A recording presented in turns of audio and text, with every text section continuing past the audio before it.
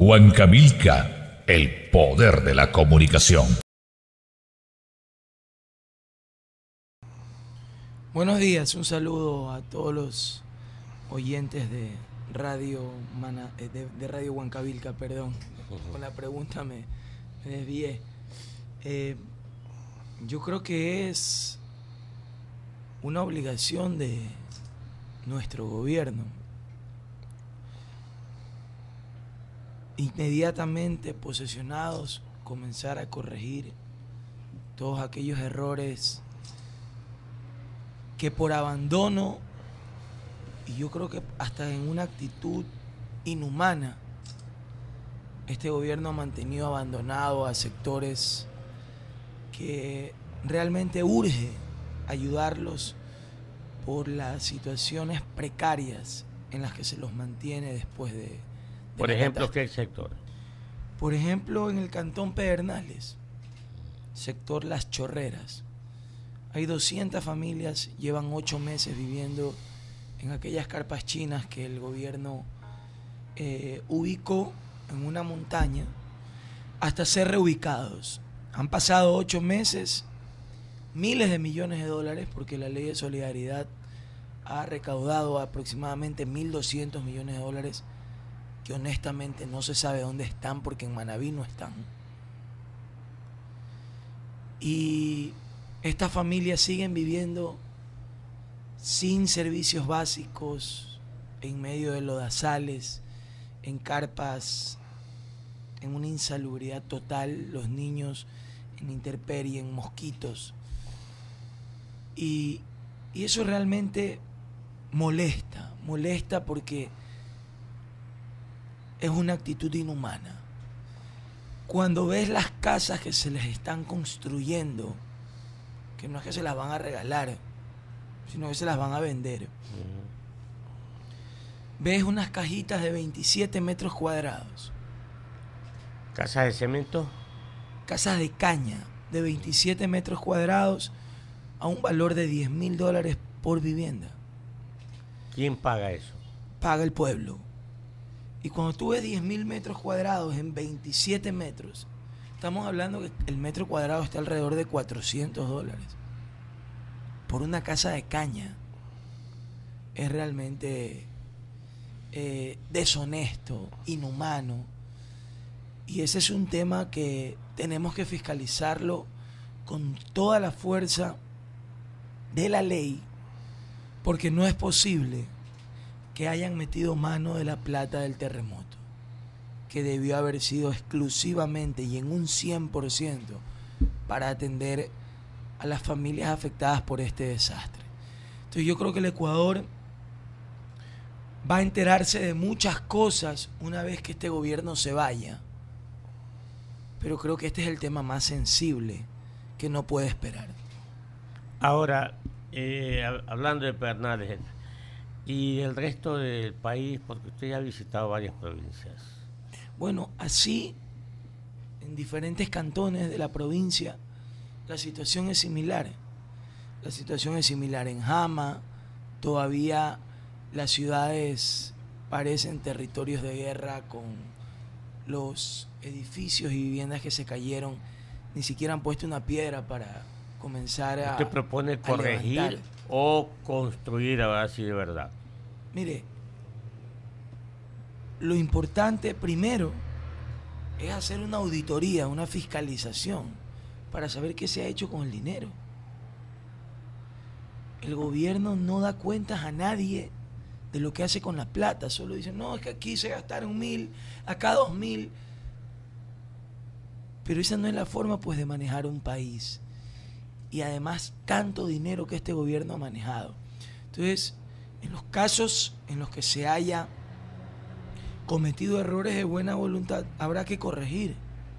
Pero en los casos en los que no se ha hecho nada, que es la gran mayoría de casos, y para eso basta darse una vueltita por Manabí, no solo hacer opinión u opinar cómodamente desde nuestras casas, sino que vale ir a las zonas afectadas y preguntarle al pueblo cómo se sienten 8 meses después del terremoto.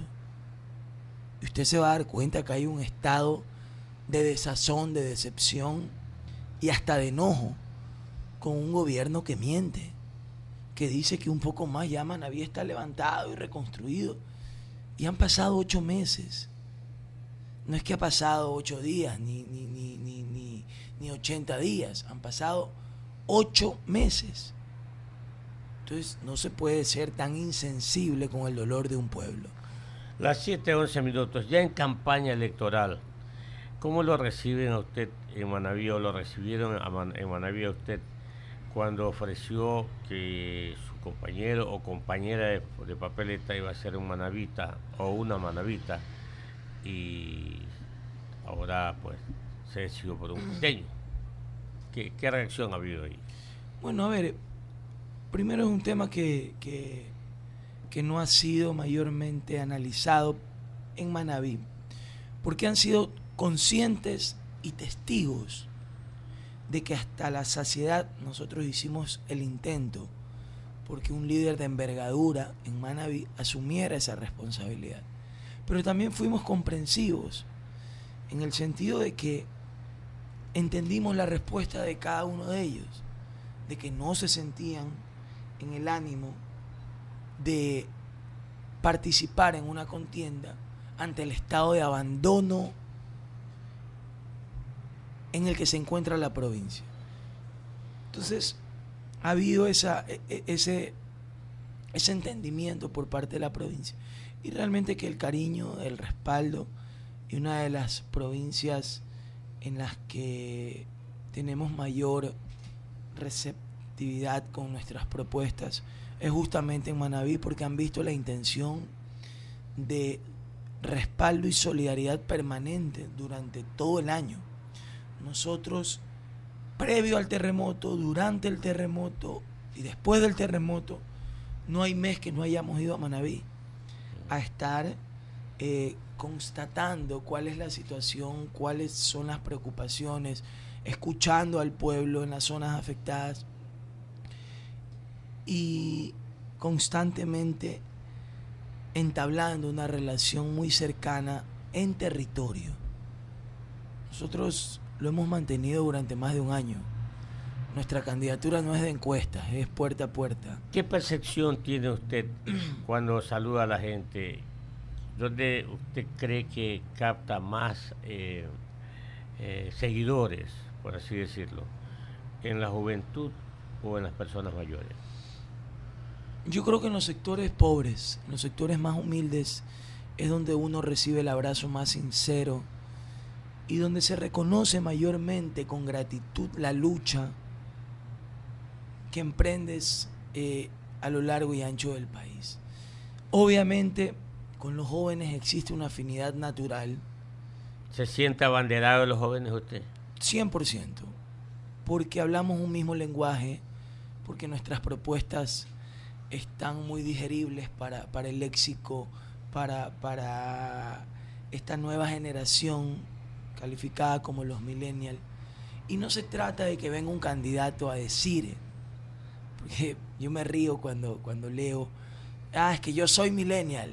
No se trata de eso, no se trata de decir yo soy algo, sino que realmente uno debe con acciones representar a una generación que espera y aspira a cosas distintas, que representa una política diferente, pero no de palabras, sino de acciones. Y nuestra campaña o nuestra propuesta o nuestra candidatura está muy enmarcada en ese ámbito, en esa generación que está cansada de las campañas tradicionales y de las propuestas caducas de los políticos que regularmente estoy enfrentando en esta contienda. Y sin embargo se sienten muy identificados con nuestra candidatura porque hacemos cosas innovadoras acompañados de lo que la tecnología hoy te permite hacer, ¿no? 7:15 aquí en Huancavelica 830M, Lenín. Sí, buenos días, abogado Bucarán. Su campaña, o mejor dicho, estos meses previos a la campaña electoral, usted ha recorrido el país para escuchar cuáles son las necesidades de los electores, de la ciudadanía, y en base a ello ir construyendo su propuesta de campaña. Eso ha sido la característica de estos tiempos. ¿Cuál va a ser la característica de su campaña, que empieza ya dentro de unos pocos días, como empieza para todos, desde el 3 de enero? Sí, de acuerdo, Lenin. Efectivamente, durante estos últimos 2 años nosotros hemos estado en la calle, escuchando, recabando propuestas para construir propuestas que representen al pueblo y a toda la ciudadanía. Una vez iniciada la campaña, viene otra etapa. Ahora sí, con estas propuestas vamos a pedirle al pueblo la confianza en el voto para poder llevar sus propuestas al gobierno. ¿Cuáles? Por ejemplo, en materia de empleo, hacer y construir una relación muy sólida con la empresa privada para poder generar nuevas plazas de trabajo que nos ayude a enfrentar la desesperación que viven todos los nichos de la sociedad.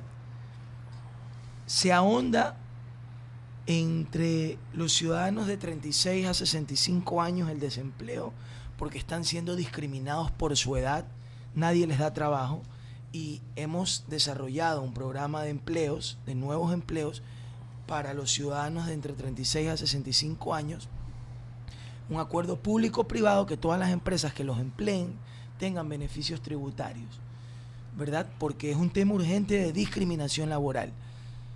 Pero también los jóvenes están sufriendo porque no es que no se le da trabajo solo a los adultos y adultos mayores, es que en el Ecuador no hay trabajo. El tema de las drogas es un tema que lo hemos venido batallando durante el último año porque hemos visto en las calles la desesperación de las familias, de las madres, por rescatar a sus hijos de este perverso mundo de las drogas que los tiene presos en ellos, producto de las malas decisiones de la Asamblea de Alianza País, de coger y aprobar una tabla de drogas antitécnicas que disparó los consumos hasta en un 300%. Entonces hay que rescatar a la juventud de las drogas, porque al joven no se le permite estudiar. Solo el 25% de los jóvenes están ingresando a las universidades a estudiar lo que sueñan. No se les permite trabajar porque se le exige experiencia laboral para darle un primer trabajo, que no la tienen obviamente porque no han trabajado. Pero sí se les permite drogarse. Entonces hay que rescatar a esos jóvenes, porque no es solo de decir, los jóvenes están en drogas. Bueno, ¿y ahora qué hacemos? Tenemos que construir centros de rehabilitación y de desintoxicación gratuitos para rescatarlos de las drogas y reactivarlos en la sociedad con un empleo que les garantice tener el sustento para ayudar a su familia. Entonces, nuestras propuestas han nacido de escuchar al pueblo, y una vez que inicie la campaña vamos a proponer para que el pueblo, sintiéndose identificado con sus propuestas, puedan respaldarnos con el voto. En el tema empleo, Dalo, Guillermo Lasso ofreció 1 millón de votos, Cintia Viteri 800.000, Lenín Moreno 250.000. Usted acaba de exponer su plan, pero no dijo cuántos empleos aspira en su gobierno crear con estos mecanismos. A ver, primero yo quiero hacer un llamado sincero a todos los candidatos a que dejen de mentir y que paren con este baratillo de ofertas que lo único que muestra es el colmillo afilado de los banqueros y la oligarquía y los golpistas por regresar al poder. 1 millón de empleos del señor Lasso no lo ha dado en toda su vida. Originó 1 millón de empleos con el feriado bancario, pero en España, no en el Ecuador. Entonces hay que pararle un poquito la mano, y nosotros en eso hemos coincidido con Ramiro. Vamos a ofrecer solo lo que podemos cumplir. Hemos hablado de un promedio de no menos de 60.000 empleos por año, porque eso es lo que el gobierno puede realmente proyectar en nuevos empleos. ¿Cuántos dijo? alrededor de 60.000 por año, que dependen exclusivamente de una acción gubernamental en este acuerdo público-privado. Pero decir 1 millón de empleos de forma irresponsable, solo porque quieres que la banca vuelva a gobernar como lo hiciste con Maguad, en el caso del señor Lazo. Estamos hablando de 20.000 empleos por mes, pues, ¿no? O sea, estamos hablando de 250.000 empleos por año, claro. Alrededor de 20.000 empleos mensuales, que no lo ha hecho en toda su vida. ¿Cómo lo va a hacer? Le preguntan al señor Lazo. Vamos a inyectar 100 millones de dólares. 100 millones de dólares, ¿verdad? 100 millones de dólares, dice, inyectar a la economía. ¿Por qué no lo hace ahorita? ¿Por qué no trae 100 millones de los que tiene guardados en paraísos fiscales y los inyecta ahorita en la economía y ya crea el 1 millón de empleos?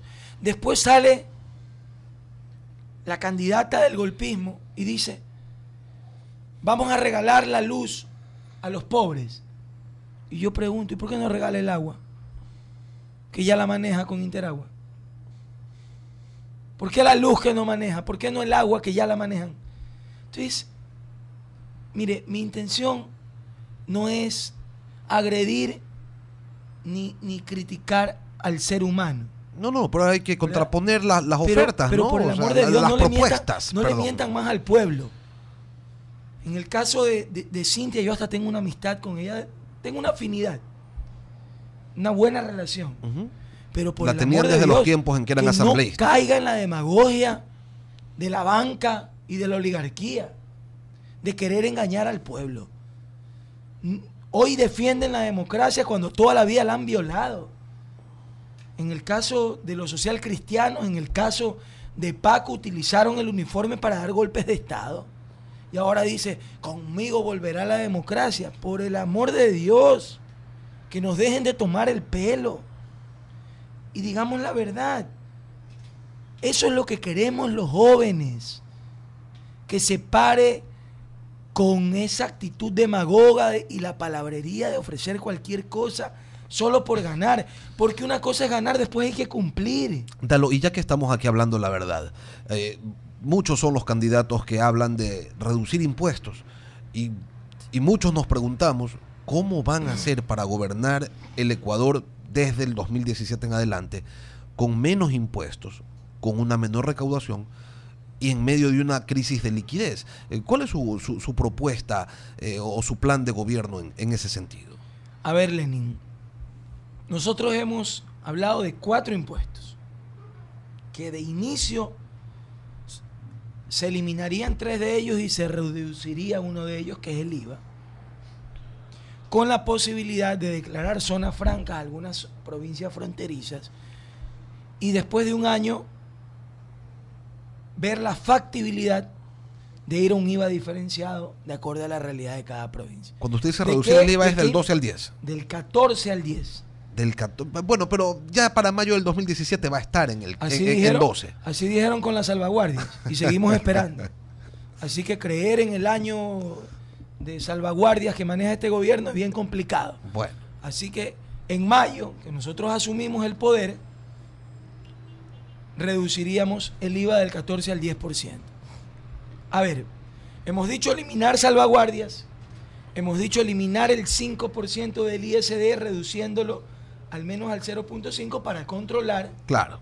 ¿Verdad? Tendría que ser una reducción gradual, ¿no? Porque no, y además tendría que ser una reducción, porque hay que seguir controlando la salida de capitales. Pues no puedes eliminar del todo ese impuesto. La eliminación del cobro anticipado del impuesto a la renta y la reducción del IVA al 14 al 10%. Entonces hay quienes me dicen, pero si eliminas las salvaguardas, ¿cómo vas a gobernar? Y yo pregunto, ¿cómo gobernó Correa 8 años sin salvaguardias al 45%? ¿Y cómo gobernó este gobierno sin cobrar el 5% de salida de divisas? Son impuestos indirectos que se han creado producto de la irresponsabilidad de un gobierno de no haber sabido administrar en abundancia la plata del petróleo, invertirla, por ejemplo, en el agro y producir riqueza que se quede en nuestro país. sino que solo hemos dependido de la lotería petrolera, de petrolarizar la economía en esta política extractivista y irresponsable de un gobierno derrochador que ha impuesto el capital y los intereses chinos por encima de la vida del pueblo. A propósito de los intereses chinos, Dalo, y la última de mi parte, para que luego continúe el economista Clever Chica con esta entrevista, quisiéramos conocer cuáles son los criterios que tiene usted y Ramiro Aguilar con respecto a lo que está ocurriendo tanto en Morona, Santiago, con el pueblo Shuar y la concesión minera a la empresa china Exsa, y lo que va a ocurrir, porque así lo han anunciado las autoridades, en Sarayaku, donde se retuvo a 11 militares, ya se los ha dejado libres, pero el viceministro del Interior dice que ellos van a actuar y van a entrar y van a coger a los responsables, y entonces existe una nueva posibilidad de conflicto. Su lectura sobre estos dos casos. Solo para cerrar la idea y muy breve, claro que sí.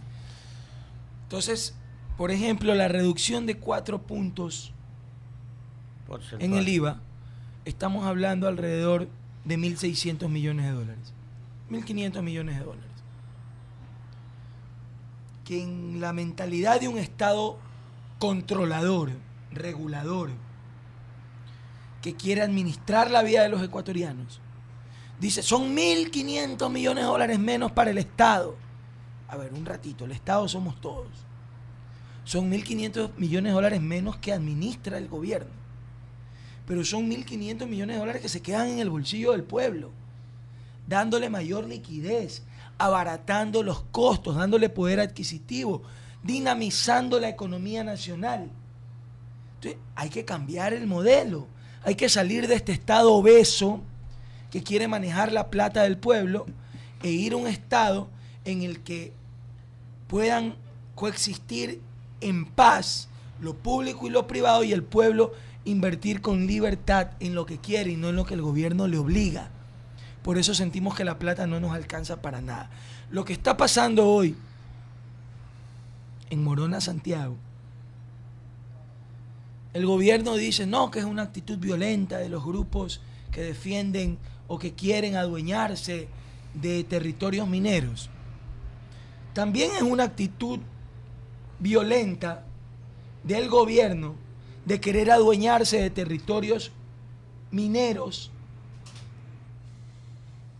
para llevarse el dinero con empresas chinas y en otros sectores canadienses. Y lo que hace que se origine esta guerra entre pueblo y pueblo, porque nuestras Fuerzas Armadas y Policías también son representantes del pueblo, es precisamente la conducta extractivista, oligárquica de un gobierno que solo le importa la plata y que hace rato le dejó de importar la vida de los ecuatorianos. Y para muestra el Yasuní, que se había comprometido a no explotarlo y finalmente no le interesó nada, no le interesó la vida de los grupos no contactados y entró a la explotación solo por recibir dinero. Gobierno de Dalo Bucarán, en el gobierno de Dalo Bucarán, las consultas previas ¿serán vinculantes para el gobierno? Serán vinculantes, pero principalmente nuestro gobierno iniciará un proceso para despetrolarizar la economía ecuatoriana y acabar con esta conducta extractivista, porque nosotros tenemos una visión de futuro. ¿Entrarían a revisión entonces Yasuní, concesiones mineras? No solo entraríamos a revisión en el tema Yasuní, suspenderíamos la explotación del Yasuní hasta realmente consultarle al pueblo, darle paso a la iniciativa de los Yasunidos, de que el pueblo sea escuchado. Si nosotros vamos a convocar una consulta popular en los primeros 4 o 5 meses de gobierno, que ahí entre la iniciativa de los Yasunidos para ser escuchados y que sea el pueblo el que dirima y que no el gobierno siga eligiendo y decidiendo a espaldas del pueblo lo que le da la gana. Hay que tener una conducta de puertas abiertas y de oídos abiertos por parte del régimen. ¿Para qué crean una consulta en la Constitución si su resultado no va a ser vinculante? ¿Para qué le tomas el pelo al pueblo y gastas plata si después no estás decidido a respaldar o a respetar lo que el pueblo ha decidido. Eso es una tomadura de pelo. Economista. Despedirlo nada más porque entramos a una cadena con el prefecto del Guayas. Gracias, mi estimado abogado Dalá Bucarán Puley.